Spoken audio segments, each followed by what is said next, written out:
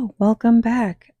Apparently, you've come back and you like to be tortured by the sound of my voice, which is fine. Because we here at Indigo Int, we appreciate you listening, even if it hurts.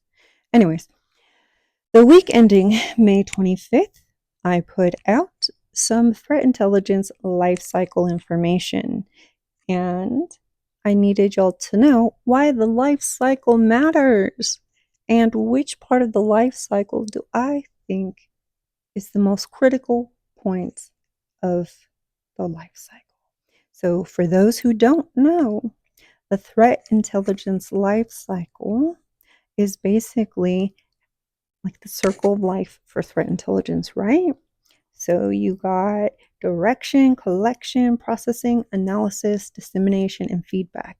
And each point of this cycle is important. You can't have one without the other.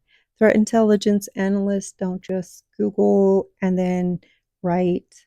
They shouldn't, anyways. There should be a process, documentations, like a whole thing in order for it to be good. Anyways.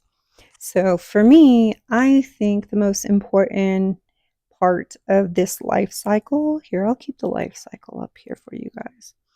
I think the most important part of the life cycle is direction and planning.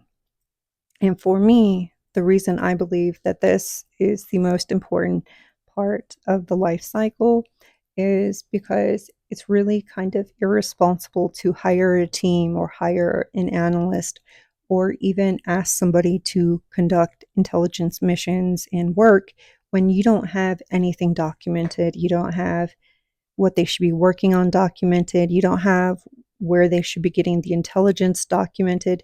You don't have templates for them to follow. There's no anything, right? You're just like out here free throwing things at an analyst. I think that is so highly irresponsible. Yet I see companies doing it all the time. And then they often wonder why they're not getting the bang for their buck when it comes to threat intelligence. Well, it's because you set them up for failure, and it happens a lot in every type of company, unfortunately. So if you are a hiring manager or a lead or even an analyst and you're, put there out on your own to try to figure out threat intelligence, understanding that you should plan this out and document it will save you such a headache in the future. It'll set you up for success, and it'll make sure that what you produce is reproducible and it is quality. So that was my spiel. And then, I thought I had a link here. Anyways, so I actually made a Notion template for this. And the Notion template has all different things for you to use in the planning and direction phase. We go into personnel, we go into some documentation efforts that you need, and we go into setting priority intelligence requests, and then setting RFIs, request for intelligence, based on your PIRs.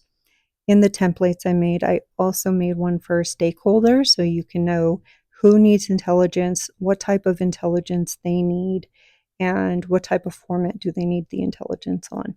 I made all those templates and I put them in Notion, and you can, and I think it's also on Gumroad, but the link should be in my bio in my link tree. If for some reason you don't see the templates, just leave a comment and I can link you to the templates. But yes, that is it for this week, which was the week ending May 25th.